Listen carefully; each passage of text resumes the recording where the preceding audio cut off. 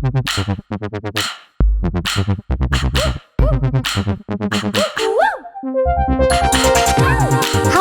and welcome to Old Boys Club, a show where two young women explain what's been going on in Australian politics this week. and where there's no such thing as a stupid question.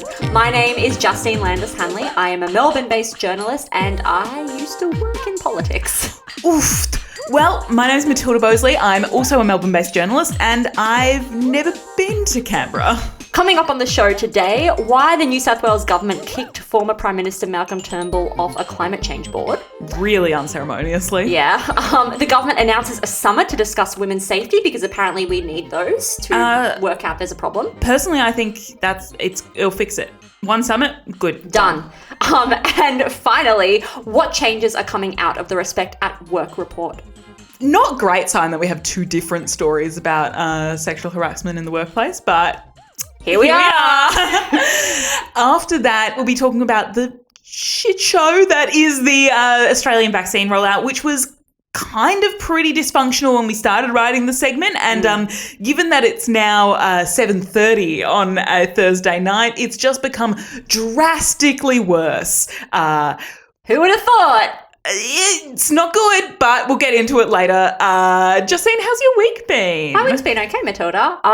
The most exciting part of it is that I watched The Big Short on Netflix. You know, that old movie Is that from like 5 years ago? about the financial crisis? Yeah, about the financial crash. Yeah, with Ryan Gosling, and you're looking at me really blankly. I was just trying to remember what the financial crisis was caused by. I was like, was that the one in Iceland? How old were you when the financial crisis happened? Oh my God. Okay, we're already going off the rails, but when the financial crisis happened in primary school, we were doing this thing where we had to watch like shares. They were teaching us about how shares worked. And it was it was 2008. So what would that be? Yeah, grade 5. Oh, you're reminding me of my age. Okay, settle. You're 2 years older. Those 2 years make a real difference. We had picked a bunch of shares and we were doing graphs. I think honestly it was like an exercise to learn about graphs. And like 3 days into it, the financial crisis happened.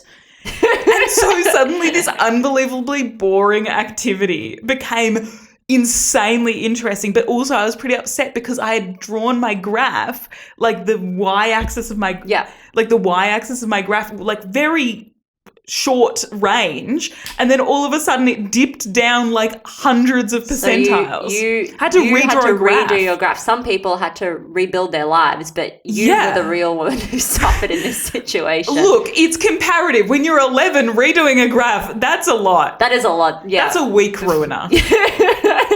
Matilda, how's your week been? Well, better than the week of the financial crisis, I can tell you. My week's been good. I have gotten back into The Legend of Zelda, but I'm not brave enough to verse the final boss, even though I'm up to it. So I'm just doing a lot of exploring around the mountains.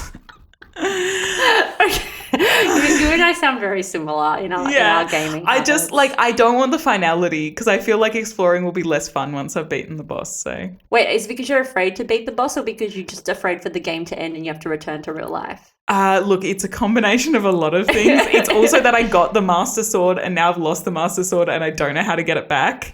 Okay, you've lost me at all that. Yeah, so it's there's a lot of stuff going on for me, but still in a better position than the government. Ooh, what a segue. Okay. Before we jump into the first segment, Justine, let's talk about why we're actually doing this. Absolutely. So I think we're both motivated to do this because politics is an old boys club. It's full of old crusty dudes. It's talked about by old crusty dudes. And it's hard, I think, for a lot of young people, especially young women, to feel like they can understand and engage in what's going on in Australian Parliament. I mean, there's a whole language. There's just things that people will assume you know that it's really not common knowledge. There's a lot of assumed knowledge, and it feels like there's a very high barrier to entry when you're talking about politics. And it almost feels like sometimes you just need like two little non-judgmental gals to just kind of explain it to you with like a little bit of extra context. Because we were very recently the people who didn't understand it. Yeah, absolutely. Let's get into it. So Matilda, this Respect at Work report has been in the news this week. What is it? Okay, before we get started, I need everyone to know that it's not Respect AT at work. It's Respect @work, and I hate it. That's how you know the government's cool. It's not even an internet-based report. It annoys me so much. It's like putting like 5 ever in when you would like, I love you 5 ever. It's kind of like that. Yeah, but like on the most serious possible topic. So basically, we should actually explain it. The Respect at Work report was a governmental report that was handed down literally right before COVID happened last year, on the 5th of March last year. That basically the goal of it was to examine the prevalence of sexual harassment at work, and then to basically, these reports, what they do is essentially they make a series of recommendations to government, and that might be policies that need to change, that might be actual like wording of legislation that needs to either be added or removed, that might be you need to set up a new sort of organisation within government to deal with this specifically. So they can, it's essentially this way for government to kind of check on how they're going with stuff, and it usually happens when they're not going well. So just to clarify, is this report about working in Parliament, or is it about work in general? See, this is the confusing thing, because there is a separate investigation currently going on about the culture in Parliament House itself. And that's the investigation. Remember the word investigation, that's what they're talking about there. That's actually talking about like how do politicians treat their staff and how do the staff treat each other. This is from before the current sort of avalanche of scandals. Yeah. And it is looking at all workplaces, what is the prevalence of sexual harassment. And essentially when the report was handed down, the word endemic was used, and this was before the pandemic, so it wasn't even on trend. It was just that serious. So basically it made a whole series of recommendations, and then the government got it and then forgot about it for a full year. There was other things going on. There was a pandemic. But still forgot about it. There's a lot of people in Parliament. Surely they can like pay attention to a few different things. Yeah, it feels like one person could have really stayed on that. So the Respect at Work report looked at sexual harassment within Australian workplaces and delivered the report to government a year ago. What were the recommendations that were made? Yeah, so it made 55 recommendations. Some of the big ones that we'll talk about are extending the amount of time victims have to come forward to the Human Rights Commission to report sexual harassment in their workplace. And the Human Rights Commission is like a legal body that will then sort of help advocate for those people. Okay. There's recommendations that talk about like clarifying this little bit of legislation to make it explicitly clear that sexual harassment counts as serious misconduct in a workplace and is therefore a fireable offence. Mm-hmm. There's, stopping politicians and judges. Somehow they're like exempt from part of the sexual harassment framework. And now, they were saying, let's close those loopholes. But the main thing that was recommended was this thing called positive obligations. Mm-hmm. So essentially at the moment, a workplace is responsible for acting if there is sexual harassment, if a complaint's made, if they're observed that this is going on, like they have to respond to it. But this would mean that not only would they have to respond to it, it means that they are legally responsible for preventing sexual harassment proactively. Okay, so workplaces previously are supposed to respond to sexual harassment claims, but under these changes, under these recommendations, they're supposed to take action to prevent sexual harassment from occurring in the first place. Yes, so it's interesting that you make the distinction between the changes and the recommendations. So this report basically in large has sat pretty idle for a year. And now there's been somewhat of an avalanche of sexual harassment, sexual assault allegations, scandals in Parliament. And all of a sudden, the government's really interested in like protecting women against sexual harassment. It's crazy coincidence. Crazy. So they've decided to finally talk about these recommendations. Yes, and the way the government responds to this is that they publish a response where they list which recommendations they will accept, which they will be like, nah, and which they will like kind of accept in part. And the government's like big headline today was like, we've taken the Respect at Work campaign and we've accepted all 55 recommendations in full or in part, or noted some of them to be actioned by other government bodies. So there was sort of a lot of little footnotes. And one of the big things that people have picked up on, so, the loopholes about judges, the legislation being changed, the, moving it from 6 months to 24 months that you can come forward, that all was approved.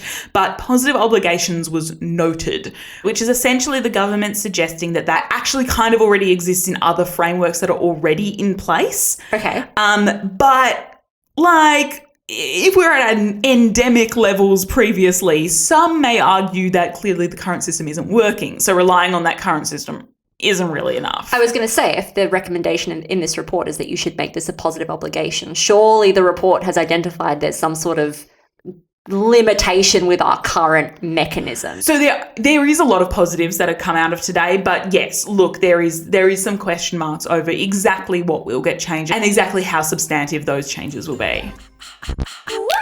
Justine, I'm sick of talking about women. Let's talk about men. What better man to talk about than another former Prime Minister, Malcolm Turnbull? God, our Prime Ministers won't go away.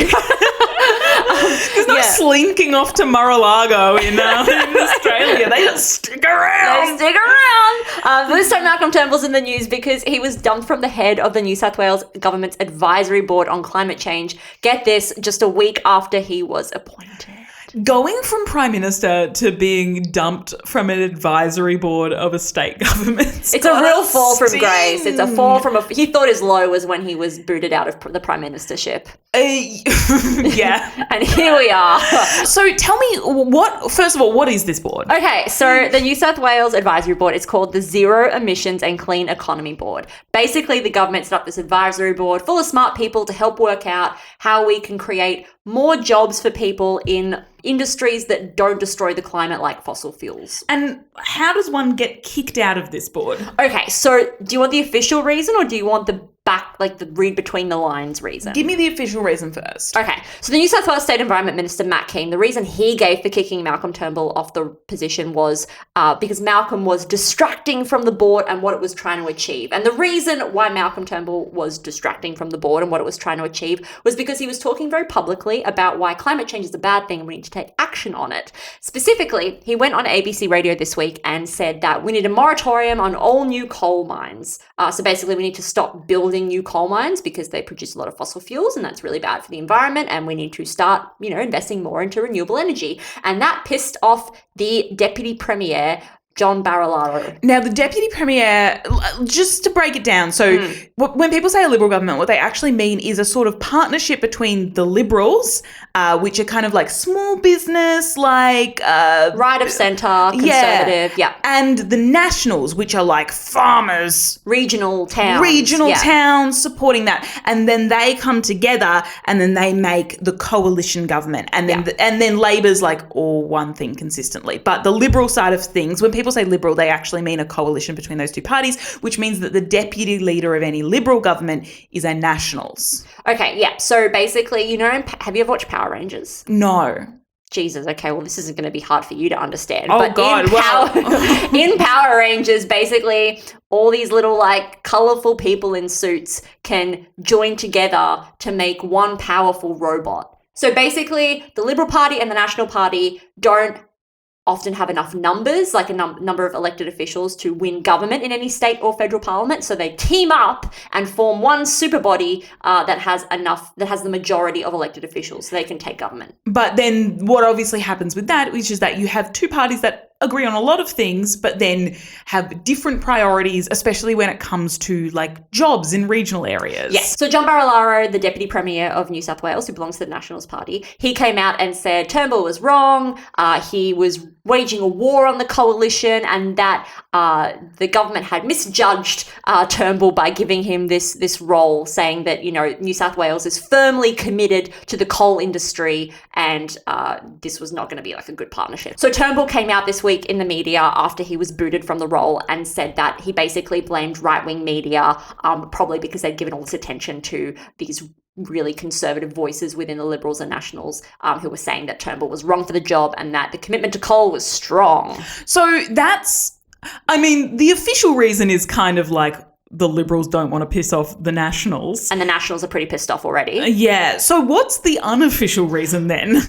So the bigger context that's playing around this is that there is a by-election happening in the Hunter Valley. And a by-election is just when a member of parliament steps down, not at election time, just at any random time, and then you have to hold a little mini-election to replace that seat. Yeah, so a mini-election is currently happening in the Hunter Valley, and the Hunter Valley is full of coal mines. There are 11 new proposed coal mines going on there. There's tons of existing ones. There's lots of people who work in coal. And so the Nationals' plan to win this seat, to hold on to this seat, is to come out and say, yeah, we're pro-coal, we're pro-coal miners, we're going to defend all of your jobs. And it's a really bad look to have Malcolm Turnbull, a former Liberal Prime Minister, being appointed by the Liberal National Government to this board and saying that, oh, we hate coal, we're going to get rid of it. Yeah, immediately coming out very anti-coal and specifically saying, as someone from the Hunter Valley, I reckon we need to get rid of coal. It's just like... It's a bad look. For their campaign strategy, because by-elections are really hard to win in New South Wales, just for whatever reason, it just always historically has been. They need to go hard on coal, and that's just like never really going to be viable with Malcolm Turnbull in that position. So Malcolm Turnbull, number one, talking about how he's anti-coal, not great, like not loved by members of the Liberal and National parties, but especially at this time, like a really bad look. Just saying, I'm sick of talking about men. I think I want to talk about women again. God, Matilda, let's just pick a lane. Okay, Matilda, talk to me about the government trying to make amends with the women of Australia, take action to protect women, to take action against violence against women. And they announced on Wednesday, didn't they, that they're going to take even further action? Yeah, so basically, this is different to the Respect at Work campaign, but... Different story. It's same genre. Basically, this all started with this idea that the Queensland Premier, Anastasia Palaszczuk, who's Labor, has had kicking around for a while, and she sort of occasionally talks about it, but now is the time to strike, and you'll see why, which is this thing called the National Women's Summit, where essentially all the women from government, like federal, state governments, all women all the time, all together, coming together to discuss gendered issues. So family violence, what more funding do we need to put towards that? What's legislation that we could make to help close the pay gap? Is now the time to have universal childcare, which means that the government would subsidise childcare to a much greater degree, which is something that Labor is very keen on and is also something that people really reckon would help with the whole women being paid less thing. Yes, that old thing. That classic little doll. And basically, so it's kind of been kicking around. No one's really taken it that seriously. Then all of a sudden, what's this? 100 million kajillion gender-based scandals in government? Sounds like the time that government can't say no to this women's summit. So then on Wednesday, Palaszczuk was like, I'm writing to the Prime Minister. I say time is now for the women's summit. And then the Prime Minister... in Queensland. We'll have hosted in Queensland. Half-price flights. And then basically Scott Morrison's like, oh, fuck, okay, yeah, sure, women's conference, women's summit. I can't say no. What am I going to do? Say no to a women's summit right now? And there was already a meeting that was happening that day amongst state, territory and federal ministers for women, wasn't there? Yeah, there's a lot of meetings of women in government at the moment. There's the cabinet women, then the state and federal ministers for women, and now there's a summit for women. Basically, the idea is if we get enough women in enough rooms at the same time, sexism ends, ? So when's the Women's Summit going to be happening? Oh, it's in July. Okay. Well, I guess that's an issue to watch. Yep. Keep an eye out. Set a little phone timer for it. Send a calendar reminder for the 29th and 30th of July. Justine, I'm sick of talking about people. Let's talk about vaccines. Okay, well, moving on to our main topic for this week. What the fuck has been going on with Australia's vaccine rollout? Justine, can I ask you something? Yes. Are you vaccinated? No. Are you vaccinated? Absolutely not. And maybe right now we're kind of grateful for that. Turns out we shouldn't have been vaccinated. Turns out that it's probably a good thing we weren't vaccinated before today. Wait, you're under 50? I'd think about a different moisturising routine, babe. Oh, okay. Awesome. Yes, okay. Matilda, I am under 50. Justine, this is so complicated. I'm going to pose that we break this down into 5 chapters. Can you... Okay, 5 whole chapters. Tell me what those chapters are. I tried to break it down. I could have gone about 20 chapters, but we're going 5.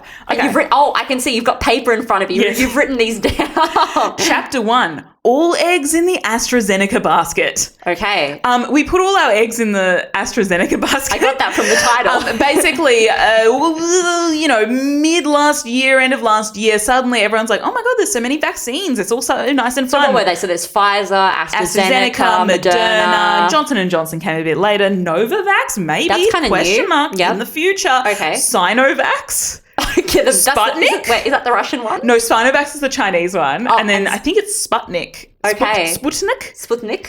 The Russian one that everyone's like, I hate the Russian one, and now everyone's like, God, wish we had the Russian one now. Oh, is it really effective? Yeah, it turns out the Russian one's actually like pretty decent. Okay. Yeah. Well, okay. So about a year ago, we're thinking about all these vaccines. We're buying contracts for vaccines. Who's buying these? The government, the federal government is putting in contracts with vaccine production companies. So like Pfizer and AstraZeneca. It's confusing because we call the vaccines by their brand names, but that's actually the company that makes them. Gotcha. And basically we realized that we actually have factories that kind of could transform themselves to produce the AstraZeneca vaccine, because the AstraZeneca vaccine is not as hard to make as Pfizer or Moderna, which is like this very complicated newfangled technology. Okay. So we bought like some Pfizer. We bought about 20 million, which is enough for 10 million people. Because you need two doses. Gotcha. We bought a bunch of AstraZeneca. I'm assuming it's cheaper. I don't really know, but it seems like it would be. And then we're transforming this factory called the CSL plant, just remember that name, to also produce AstraZeneca. And they're like, it's 1 million doses a week. We're going to have AstraZeneca out the eyeballs. Out the wazoo. Literally, you couldn't go a block without being vaccinated with AstraZeneca. It's going to be insane. And then... So wait, CSL is an Australian... CSL is like a pharmaceutical production... In Australia. In Australia. Oh, okay. So we want to become like the AstraZeneca capital of Australia. Of the world? Baby. Of Australia? Baby, you get the AstraZeneca, you get AstraZeneca. That's what we were talking about before. We were so excited. And then the effectiveness stats start rolling in, and AstraZeneca doesn't look that great. Still pretty good. So Pfizer's in like the 90s. Moderna's like somewhere up there as well. I can't remember, like 90-ish. Yeah. And then AstraZeneca's somewhere between like 63 and 80%. Oh, okay. So the government's like, we may have backed the wrong horse, but we're going with it. We're really going with it so much. Good. And like AstraZeneca is still good. It actually ended up being a bit more than 60%. Okay. 60% to begin with is actually a really great vaccination effectiveness rate. So it's not terrible. It's not a disaster. Okay. Everyone's a little sus on it. It's not a disaster. Then Chapter 2. Chapter 2, the rollout begins. Okay, so the rollout commences in Australia. The rollout starts. We're going to vaccinate frontline workers and people in aged care homes. Mm-hmm. And it's meant to be real quick. Like, it's not that many people. It's all Pfizer, so you can get it like 3 weeks afterwards. The first Pfizer doses arrive like a few months later than every other country, but still, it's all right. We'll get it done quick. We've got our Pfizer. How much Pfizer did we have? All up, we have 20 million doses. We've got about 1 million so far. So about 1 million arrived. So we're already starting to see the cracks in like, oh, wow, the vaccines aren't arriving like we thought they were going to arrive. And America's started vaccinating like 2 months ago. And now we've got like the pictures of Scott Morrison getting the first one. It's okay. We've got Pfizer. We're giving it to people. And also they've promised that 4 million people will be vaccinated by the end of March and everyone will be vaccinated by October. Excellent. Great. But then we hit another problem. We're not getting as much AstraZeneca vaccinations as we thought we were going to get. We're not getting them as much of anything as we thought we were going to get. Suddenly, we're at the end of March and we were nowhere near the number of people that we were hoping to get vaccinated. So we thought it was going to be 4 million. But Health Minister Greg Hunt came out this Wednesday and said, actually, at this point, we're only around the 900,000 mark. Oh, by the end of March, we were at 500,000. We were at an eighth of what we said we were going to get done. Okay. Which brings us to Chapter 3, the blame game, states versus the feds. Okay. So, Matilda, I have the question that probably everyone else is thinking right now. Why has the rollout not gone as quickly as we thought? Oh, good question. And it depends who you ask. Okay. So basically, the feds have been trying to offer a number of reasons why the rollout hasn't gone as fast. And one of the ways they did that was allegedly leak the numbers of vaccines that the states had completed to the media to be published. And what ends up coming out is it looks like, oh my God, Western Australia's only given out half of the vaccines that they've delivered. New South Wales only given out half of the vaccines. Oh wow, we've been giving all these vaccines to states and they haven't been giving them out. That's why it's slow. Why haven't the states been giving out half their vaccines? It's a good question. I'm going to answer one question before that. How many of the vaccines are the states actually responsible for? Not very many. It was this sort of distraction where people were like, oh my God, the states haven't been putting them out. But actually the states are only responsible for a tiny, tiny percentage of the vaccines that do roll out. So they basically just have to vaccinate all the people that are employed by the state. So like healthcare workers and things like that. Right. Who's responsible for everyone else? The federal government, and like directly responsible. It's not like they give it to the states and then the states give it out. No, they like the federal government is hiring teams to come in to vaccinate aged care residents and such like and set up facilities. Gotcha. So but then the states are like, first of all, we're not our job. Not mostly our job. So even if we were very behind, wouldn't account for everything. And secondly, they say why they were holding back in the vaccines is that they weren't confident that the federal government would be able to deliver the second dose. So essentially, if you wait too long between doses, the effectiveness goes down. You have to be able to, if you get Pfizer 3 weeks later, you better be getting Pfizer again. Yeah. So getting AstraZeneca, it's like 2 months later. 3 months. 3 months later, you've got to be getting AstraZeneca again. So they've been holding it back, half of them back to ensure, because they don't have trust in the federal government. The problem is the federal government doesn't have trust in the overseas suppliers. So they've been holding half of it back. So if you have the federal government holding half back, sending that half to the states, then that state's holding the half back, you end up with like a quarter of the vaccines going out. It's very unclear how prevalent this actually was, this like double hoarding. Yeah. But basically the states were like, if we knew when the vaccines were coming and we could trust that you were going to give them to us, we wouldn't be hoarding. Yeah. And then the federal government's like, dudes, we've got it covered. Even if we couldn't send it to you, we'd just send you some from the backup piles. Yeah. So they got furious at each other. They were like saying like, if we've done this wrong, we deserve an uppercut. And then this other guy's like, oh, well, you have done it wrong, so we will get an uppercut. And I'm speaking in like a kind of like laddie voice, but this is like our elected officials. They literally said uppercut. No, they literally, there was talks of... There was talks of punching. Brad Hazard. So like we were just talking about the New South Wales Liberal government. Like the New South Wales are run by the Liberals coalition as well as the federal government. So they're usually really chummy. Like they love each other. And then Gladys Berejiklian, the Premier of the New South Wales, and the Health Minister, Brad Hazard, got up and they're like, absolutely the fuck not. This is not our fault. In fact, we've given out more than the federal government even had. And we're only responsible. In fact, we're doing so well that after we're done with our responsibility, we'll give out your vaccines as well. It was... Yeah, they're literally rough. Building a vaccine facility so they can give out they can help the federal government give their vaccines out. Which, since things have now calmed down, the federal government's like, okay, we'll take your vaccine facility. But like, that's got to hurt. Yeah, like, that's quite a low blow. Oh my gosh. And Victoria's doing a similar thing. And all the state ministers are coming up and they're like sauntering up to the mic and they're like, don't worry, guys, the states will fix this. Yeah. Like, states to the rescue. They're rubbing it in. This brings us to chapter 4. The battle goes global. The EU versus the feds. Okay, so I can take the mic on this one. Please take the mic. So Scott Morrison came out on Tuesday this week and said, look, guys, so the real people to blame here are the overseas suppliers. So he said that Australia is supposed to receive 3.8 million doses of AstraZeneca from early 2021 from its European manufacturers.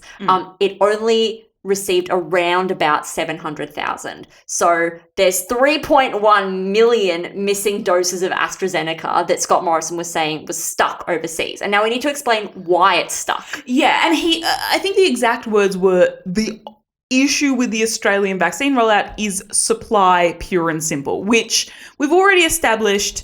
Bit of distribution issues. Yeah, but there's a few other issues. People aren't talking. Granted, mainly supply. A few other issues as well. So why is there a supply issue? So it's important to understand that AstraZeneca's manufacturing hubs are throughout Europe. So. And these ones that we were buying overseas were meant to get us over the hump until our AstraZeneca manufacturing hub got off the ground. To the millions. Yeah. Until we became the AstraZeneca manufacturing capital. So a lot of these vaccines are being manufactured in countries like Belgium and Germany and Italy. And we started to see the cracks in the system around about a month ago when news reports came out that Italy was preventing AstraZeneca from shipping around about 200,000 vaccines that Australia had ordered from the Italian manufacturing hub to Australia. And the reason for this was because they said AstraZeneca wasn't providing them with all the vaccines that the Italian government had ordered, that they were behind on that order. Which, that sounds kind of selfish, but also in the same breath, we're going to produce AstraZeneca for Australia and haven't really been and then we'll give it to everyone else. So In fairness. fairness, we'd do the same. Yeah, in fairness, it's not really like a reciprocal relationship there. Also, in fairness, Italy has been really hard hit by the pandemic. I can see why Italy would be like, no, fuck you, Australia. We get the vaccines first. And literally, Scott Morrison starts like every speech and press conference rubbing in how great Australia has done with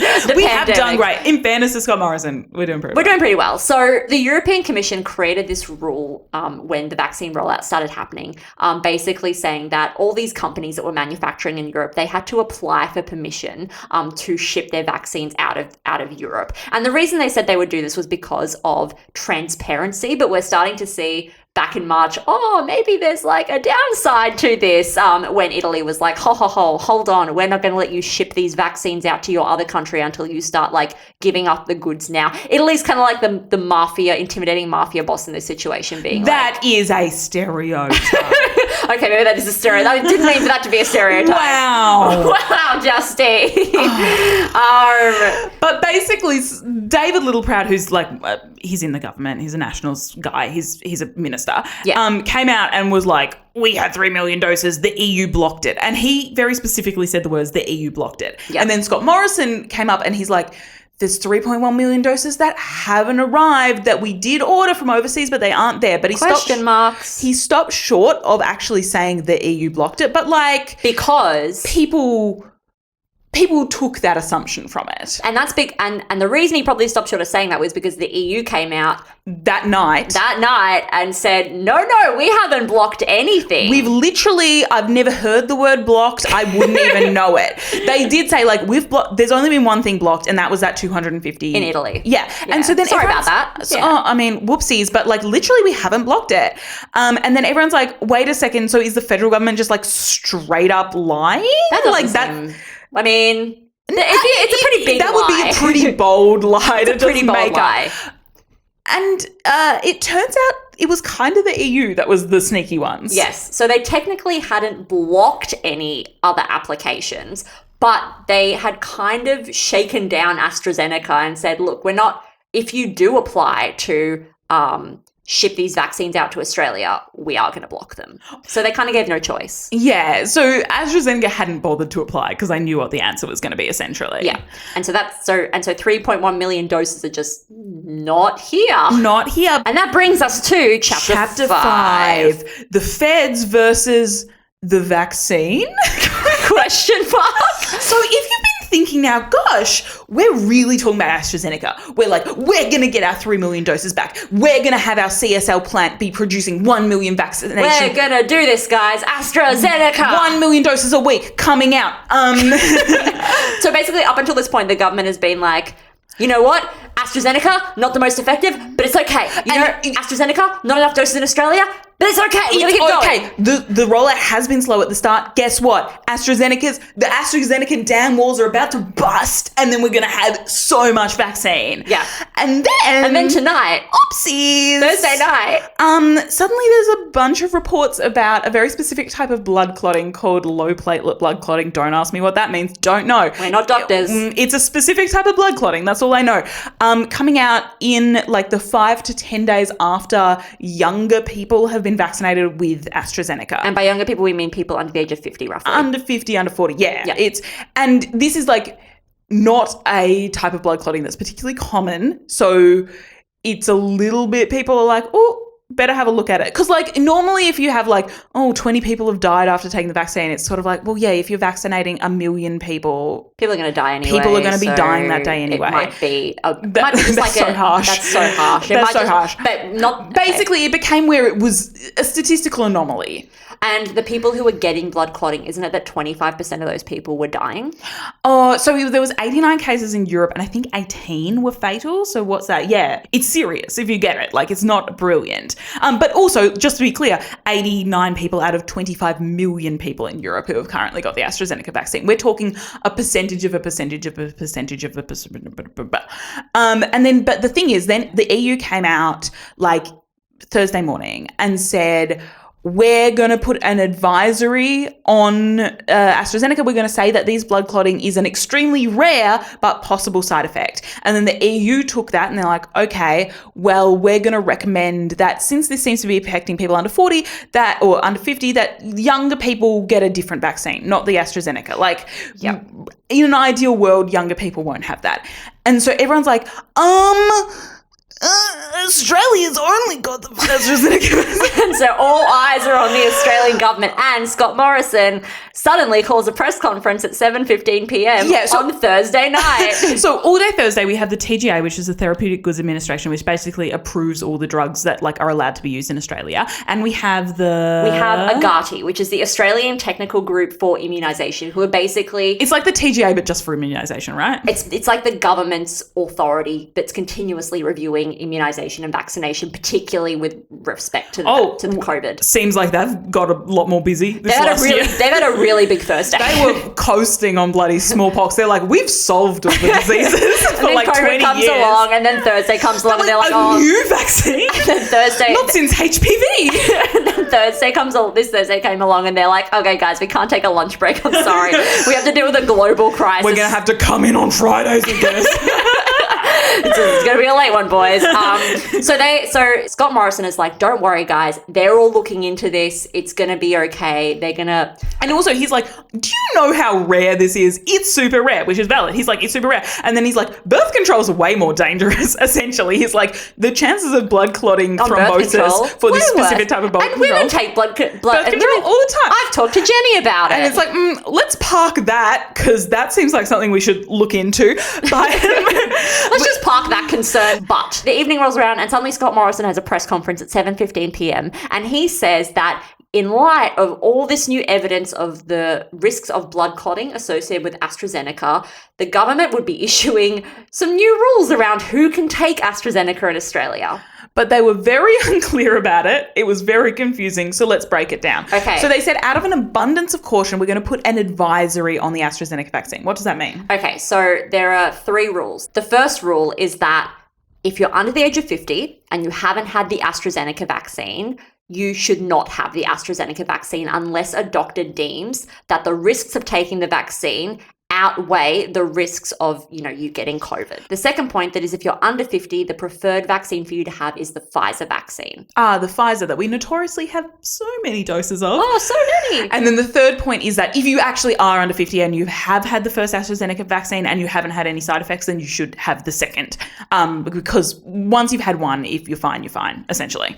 So the question then is, how the fuck is this going to fuck up further vaccine rollout? So basically the stage of the rollout that we're at the moment is that it's a lot of, we're in 1B. So it's a lot of like emergency service workers. So it's a lot of people like over 70 as well. They're fine. They can keep getting the AstraZeneca. Great. In fact, more AstraZeneca for them. They'll get it quicker. So much AstraZeneca. All these emergency service workers, all these people with maybe pre-existing conditions who are under 50. There's a lot of people now who were about to get the AstraZeneca vaccine, maybe even had appointments, and now don't really know if they're meant to get it or not. And also, there's no sense of when these Pfizer vaccines are coming. So what the government admitted tonight is that this is probably going to delay things a bit. It's going to delay things a lot because essentially now, Pfizer will keep trickling in. But kind of what we're now all looking to the future towards is Novavax, which is like yet another vaccine that's like not quite done being like approved officially and having all its tests done, and manufacturing still needs to ramp up. So essentially everyone's like, Novavax seems great, but it will come at like towards the end of this year.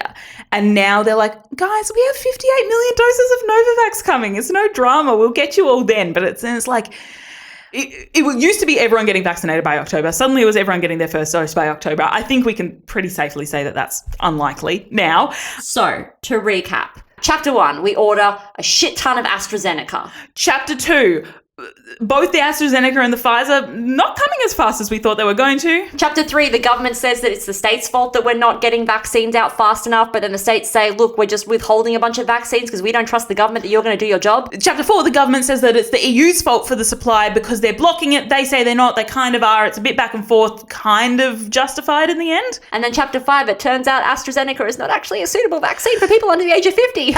We've been spending a lot of time fighting for AstraZeneca, only for it. And by the way, the difference between Chapter 4 and Chapter 5 is 1 day. I think we need to make this clear. Chapter 4 was Wednesday. Chapter 5 is Thursday night. It's a fast-moving train. Literally this morning, people in the press conference were like, why isn't CSL producing enough AstraZeneca and yet? Come Thursday night, we're like, oh. Excuse me, why wasn't CSL producing so much AstraZeneca? Yeah, we're laughing because we're not getting fucking vaccinated. Yeah, we're laughing because it's not going to happen.